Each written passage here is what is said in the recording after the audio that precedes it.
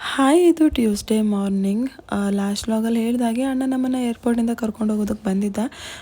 ಬೆಂಗಳೂರಲ್ಲಿ ಕಾರ್ ಹತ್ತಿ ಮಲ್ಕೊಂಡವಳು ಶಿವಮೊಗ್ಗಕ್ಕೆ ಹೋಗಿನೇ ಎದ್ದಿದ್ದು. ಮಗ ಮಧ್ಯೆ ಮಧ್ಯೆ ಮಲಗ್ತಾ ಇದ್ದ, ಹೇಳ್ತಾ ಇದ್ದ. 4 ಗಂಟೆ ಅಷ್ಟೊತ್ತಿಗೆ ನಾವು ಏರ್ಪೋರ್ಟಿಂದ ಹೊರಟಿದ್ದು. 7:45 8 ಗಂಟೆ ಅಷ್ಟೊತ್ತಿಗೆ ಶಿವಮೊಗ್ಗ ರೀಚ್ ಆದ್ವಿ. ರೋಡ್ ಕೂಡ ಚೆನ್ನಾಗಿತ್ತು, ಜೊತೆಗೆ ಟ್ರಾಫಿಕ್ ಕೂಡ ಇರಲಿಲ್ಲ. ಹಾಗಾಗಿ ಶಿವಮೊಗ್ಗಕ್ಕೆ ಬಂದಿದ್ದೇ ಗೊತ್ತಾಗಲಿಲ್ಲ. ಹಾಗೆ ಶಿವಮೊಗ್ಗದ ಹತ್ರ ಬರ್ತಾ ಇದ್ದಾಗೇ ಅಣ್ಣ ಅತ್ತಿಗೆ ಕಾಲ್ ಮಾಡಿ ಬ್ರೇಕ್ಫಾಸ್ಟ್ಗೆ ಹೋಗೋಣ, ಇಲ್ಲ ರೆಡಿಯಾಗಿ ಅಂತ ಹೇಳಿದ್ದ.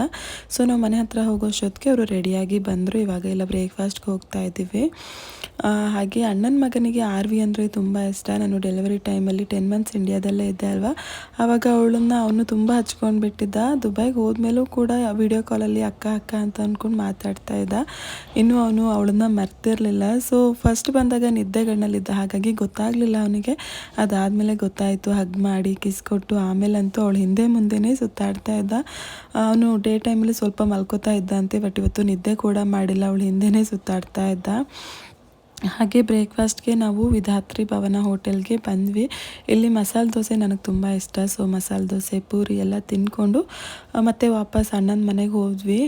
ಅಮ್ಮನ ಮನೆಗೆ ಹೋಗಬೇಕಿತ್ತು, ಬಟ್ ಅಣ್ಣನಿಗೂ ಡ್ರೈವಿಂಗ್ ಮಾಡಿ ಸುಸ್ತಾಗಿತ್ತು, ಮತ್ತು ನನಗೂ ಕೂಡ ಫುಲ್ ನೈಟ್ ನಿದ್ದೆ ಇರಲಿಲ್ಲ. ಸೊ ತುಂಬ ನಿದ್ದೆ ಬರ್ತಿತ್ತು. ಸೊ ಸ್ವಲ್ಪ ಹೊತ್ತು ಮಲ್ಕೋ, ಸಂಜೆ ಟೈಮಲ್ಲಿ ಹೋಗೋಣ ಅಂತ ಅಂದ ಅಣ್ಣ.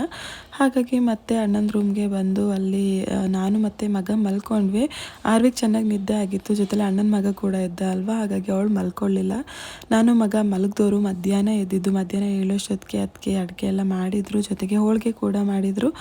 ಅದನ್ನೆಲ್ಲ ತಿಂದ್ಕೊಂಡು ಮತ್ತೆ ಅಮ್ಮನ ಮನೆಗೆ ಹೊರಟ್ವಿ. ಹೋಗೋದಕ್ಕಿಂತ ಮುಂಚೆ ನನಗೆ ಒಂದು ಸಿಮ್ ಬೇಕಿತ್ತು. ಸೊ ಏರ್ಟೆಲ್ ಆಫೀಸ್ಗೆ ಹೋಗಿ ಸಿಮ್ ತೊಗೊಂಡು, ಅದಾದಮೇಲೆ ನನ್ನ ಫೇವ್ರೆಟ್ ರಸಮಲೈ ಕೇಕ್ ಮತ್ತು ಆರ್ವಿ ಫೇವ್ರೆಟ್ ಡೋನಟ್ಸ್ ಎಲ್ಲ ತಿಂದ್ಕೊಂಡು ಅಮ್ಮನ ಮನೆಗೆ ಹೊರಟ್ವಿ. 4 ಗಂಟೆ ಅಷ್ಟೊತ್ತಿಗೆ ಶಿವಮೊಗ್ಗದಿಂದ ಹೊರಟಿದ್ವಿ. 5 ಗಂಟೆಗೆ ಅಮ್ಮನ ಮನೆಗೆ ರೀಚ್ ಆದ್ವಿ.